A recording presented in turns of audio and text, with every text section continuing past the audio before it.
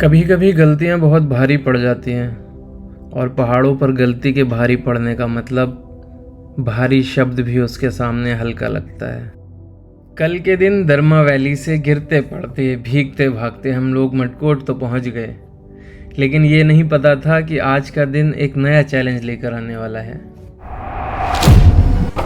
देखो ये आवाज़ आ रही है बाइक में, इतनी सी चढ़ाई पे इसके तोते खुल गए। अब ये आसान नहीं है, तुम थोड़ा धक्का मारना, थोड़ा इससे मैं तो करूँगा। ठीक है, 1 2 3 चलो।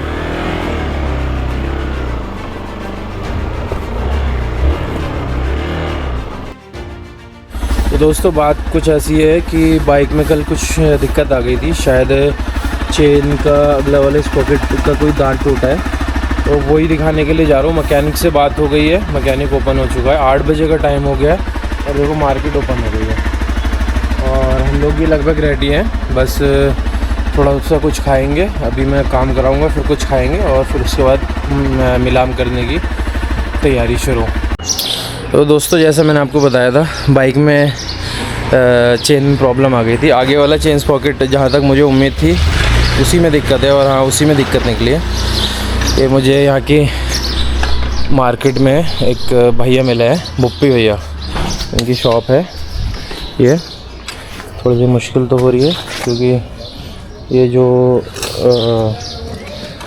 क्रैश गार्ड है ये बहुत ही ट्रिकी तरीके से लगा हुआ है, और भाई ने किया तो है, कुछ जुगाड़ करके खोल दिया है इसको। और इसके दांत लगभग जा ही चुके हैं, इतने प्लेन हो चुके हैं, ये चल कैसे रहा है अभी तक।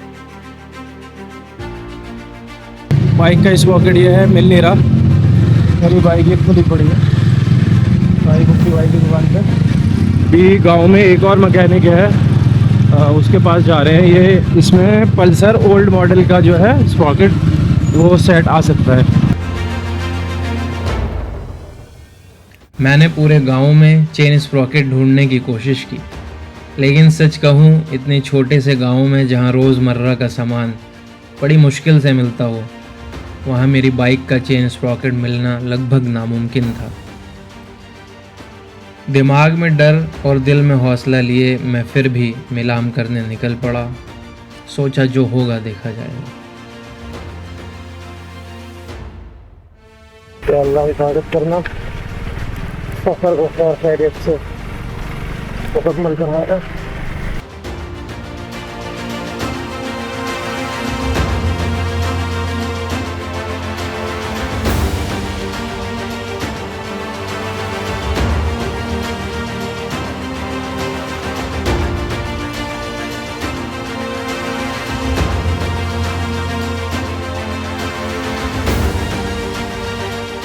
पॉइंट आ गया है हमारा, मिलम ग्लेशियर के लिए जो कट जा रहा है ये सामने से, इसको बोलते हैं मिलम ग्लेशियर फाटा।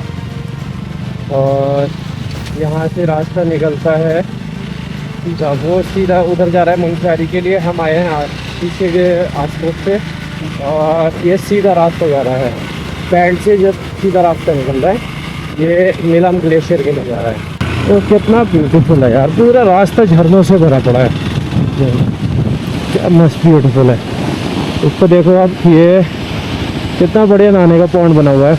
ऊपर वो जो झरना गिर रहा है उसको देखो, और पत्थर से पानी लग रहा है, एकदम शावर की तरह निकल रहा है। ये देखो, ये कुछ यहाँ के वर्कर बैठे हुए हैं, रेस्ट कर रहे हैं, चिल बीड़ी पी रहे हैं। 1 vehicle at a time, load capacity 24 hour. ये है वैली स्टार्ट हो चुकी है, देखो खूबसूरती कितनी बढ़ गई है। यहाँ से नीचे देखो, यहाँ से ऊपर देखो, ज़बरदस्त है यार, क्या ही बोलूँ इस जगह के बारे में। यहाँ पे तो रुका जाए, बैठा जाए, कपड़े वपड़े उतार कर मस्त नहाया जाए। अभी पीछे आर्मी ने एंट्री की है हमारी, आधार कार्ड वगैरह, फ़ोन नंबर, बाइक नंबर, कितने लोग हैं।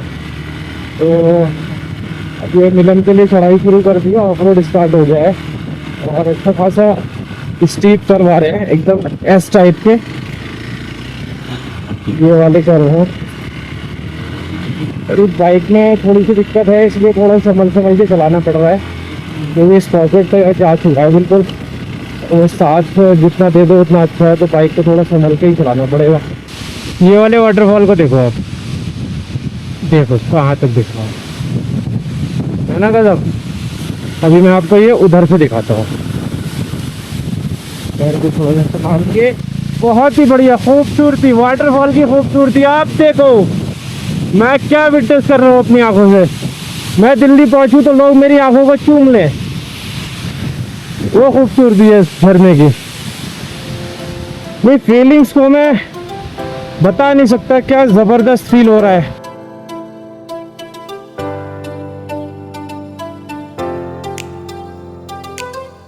शुरुआत में तो मेरी एक्साइटमेंट का कुछ ठिकाना ही नहीं था। पहाड़ों के बीच से गुजरता हुआ रास्ता, ठंडी हवा और एक के बाद एक वाटरफॉल। लेकिन आगे होने वाला था मेरी स्किल्स का टेस्ट।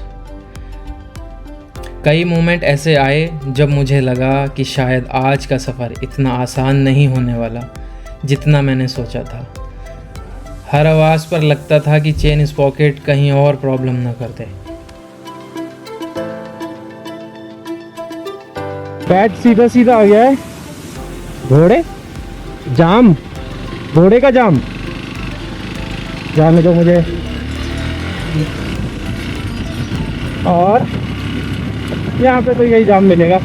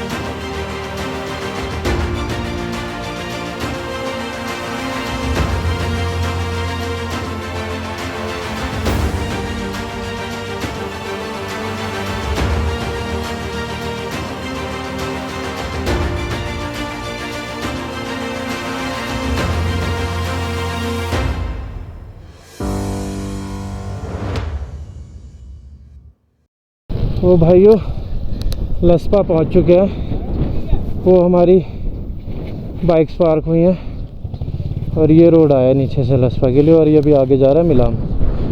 यहाँ पे एक है छोटा सा ढाबा कह सकते हैं इसे। तो ये है वन एंड ओनली इस रास्ते में, और अच्छी फैसिलिटी है चीज़ों के हिसाब से देखते हुए। यहाँ पे रुकने की भी व्यवस्था है, तकरीबन 8-10 लोग तो रुक ही जाएंगे। और रेस्टोरेंट भी है इनका, खाने पीने का जो चाहिए मिल जाएगा। ये भाई कुछ बना रहे हैं, प्रॉपर देसी चूल्हा, और बढ़िया है। यहाँ पे भी रुका जाए तो। लास्पा से निकल रहे हैं, थोड़ा सा चाय बिस्किट खाए हैं। अब हम जा रहे हैं टूवर्ड्स मिलाम। और रोड कंडीशन तो देख ही लिया आपने क्या है, और आगे भी ठीक है, मतलब ऐसे ही है।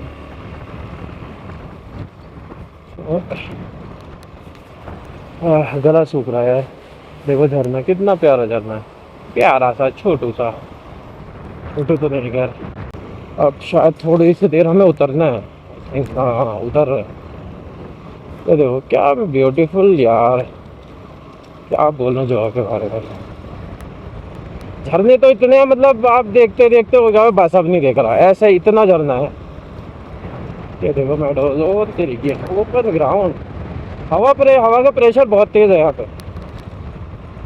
भाई साहब जितना डिफिकल्ट चढ़ना था उतना ही डिफिकल्ट उतरना भी है, क्योंकि बैक टू बैक जैसे हम चढ़े थे वैसे ही बैक टू बैक ये वाले करवा रहे हैं। ये देखो अभी एक बहुत डिफिकल्ट सा पैच निकल गया, कैमरा ऑन नहीं कर पाया उसमें मैं। ये देखो है ना कुछ धूल धक्कड़ वाला इलाका। यार लद्दाख कुछ भी नहीं है, लद्दाख को तो बहुत कंफर्टेबल कर दिया है DRO ने काम कर करके वहाँ पे।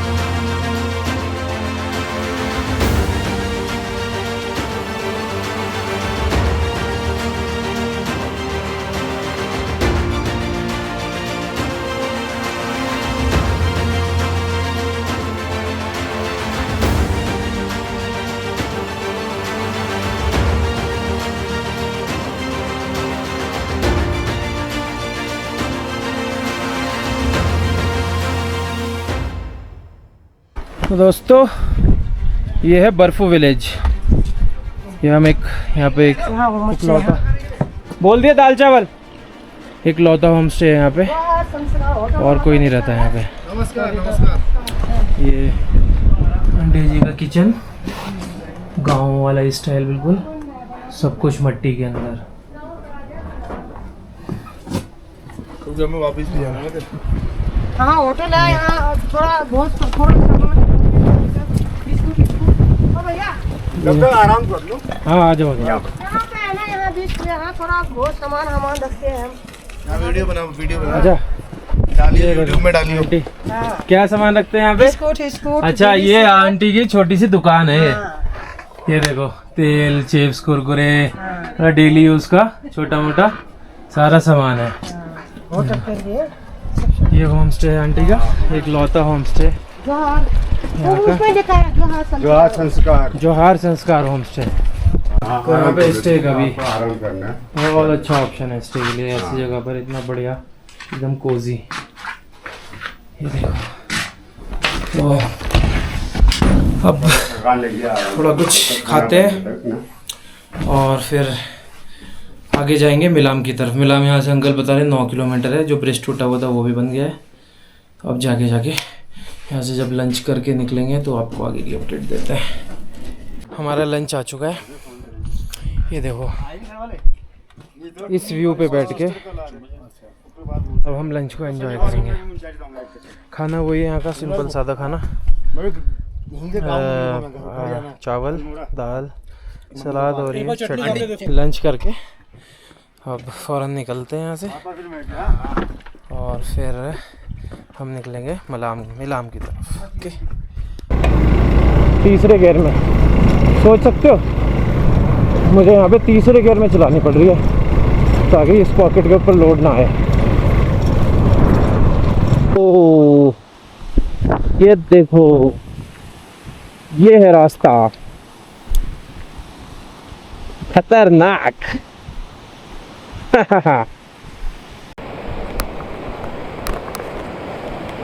मैं जा रहा हूँ वॉक करके अपने साथ वाले दोस्त की वीडियो शूट करने के लिए।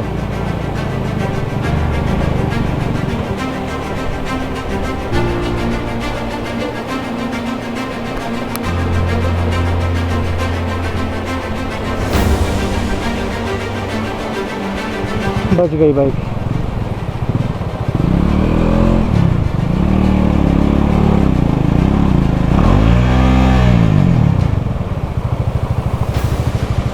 बहुत ट्रिकी है भाई, वाटर क्रॉसिंग, बाउल्डर, फिर एकदम खड़ी चढ़ाई, बहुत ट्रिकी है।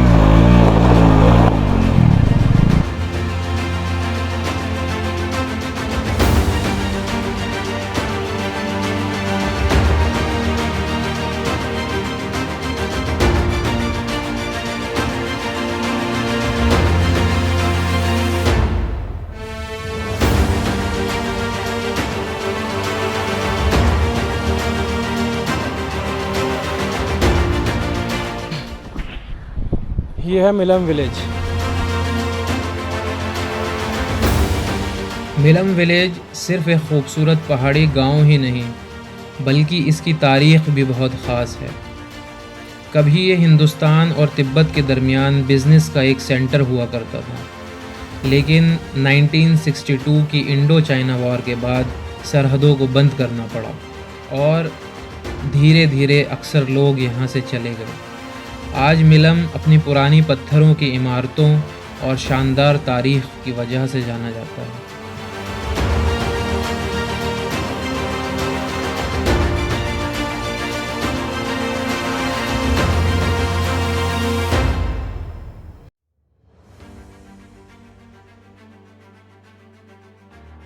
अक्सर हम सोचते हैं कि मंजिल तक पहुंचना ही सबसे मुश्किल हिस्सा होता है, लेकिन इस सफ़र में वापस लौटना भी उतना ही मुश्किल हिस्सा था।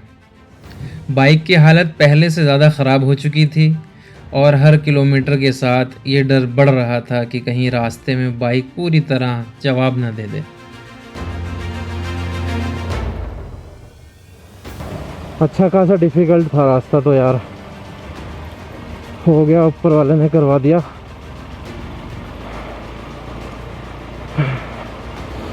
अब थोड़े कुछ पैच हैं डाउन हिल में जो थोड़े से डिफ़िकल्ट हैं, थोड़ा बहुत अप हिल भी आने वाला है, ज़्यादा नहीं है, मेरे हिसाब से 20% के आसपास होगा अप हिल, बाकी सारा डाउन हिल है। लेकिन डाउन हिल ऐसा आसान नहीं है जैसे कि ये वाला अप हिल है। देखो अब ये आसान नहीं है।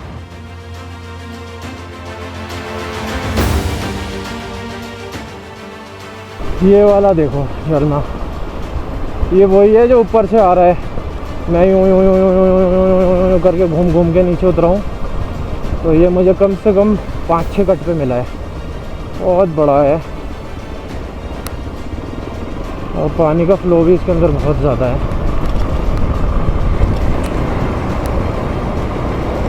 भाई अंधेरा होने पे है, 7 बजने में 3 मिनट। रोड ऐसा लग रहा है एकदम भयंकर, कोई नहीं है रोड पे मेरे अलावा, ना कोई आता हुआ दिख रहा है ना कोई जाता हुआ दिख रहा है। जब हम चढ़े थे तो अच्छी खासी भीड़ थी रोड पे चढ़ने वालों की, और ये कुत्ता पीछे भागेगा, शिट, बच गया। अभी मैं आया था ना, ये 3 खड़े हुए थे जब चढ़ रहे थे, तो उसमें से एक कुत्ता कम से कम नहीं तो बताऊँ लगभग कुछ कम होगा 1 किलोमीटर पीछे भागा। अभी नहीं भागा ये, अभी भागता तो दिक्कत हो जाती, कर्व भागे जस्ट कुत्ते के बाद ही। रात में यार ये वाली जगह है ना सेफ नहीं है बाइक के लिए, इन जगहों पे थोड़ा जंगली जानवरों का खतरा है। और मेरे आगे पीछे कोई गाड़ी वाड़ी भी नहीं मिल रही यार मुझे। देखो एक और कर्व पे आ गया नहीं, ये 6-7 मोड़ पे मिला है मुझे, कितना बड़ा है ऊपर से नीचे तक। इतनी सारी भीड़ और बीचों बीच रोड पे बैठी हुई हैं। जाने दो जाने दो जाने दो। जाने दो मुझे भी। ओ ढीठ, थोड़ी सी आगे हो जा। चलो इधर से निकाल लेता हूँ, इन्हें बैठा रहने दो।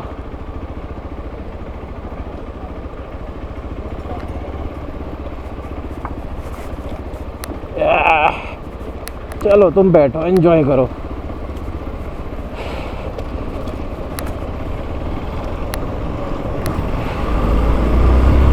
टरमैक रोड 3 किलोमीटर रह गया है बस। अभी मैंने किसी बंदे से पता करा था, तो वो एक बार टरमैक लग जाएगा मैं तो सूतम साथ। इतने कीचड़ कैसे हो गई यहाँ पे।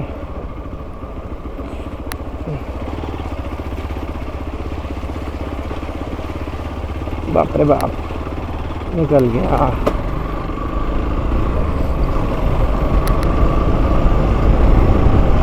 तो फाइनली अल्लाह तेरा लाख लाख शुक्र है, कंप्लीट करवा दिया। नीचे आ चुका हूँ मैं अब, अल्हम्दुलिल्लाह खतरे की कोई ऐसी बात नहीं है। कभी कभी सफ़र हमें मंजिल से ज़्यादा खुद के बारे में सिखा देता है। मिलम का ये सफ़र सिर्फ एक राइड नहीं बल्कि एक सबक था। इस सफ़र ने मुझे सिखाया कि अगर हौसला मजबूत हो तो हर मंजिल तक पहुंचा जा सकता है। इस सफ़र ने मुझे खूबसूरत नज़ारों के साथ सब्र, हिम्मत और हौसले का एक नया सबक दिया। मिलम की ये कहानी यहीं ख़त्म होती है, लेकिन सफ़र अभी बाकी है। मिलते हैं अगले एपिसोड में एक नए रास्ते और एक नए एडवेंचर के साथ।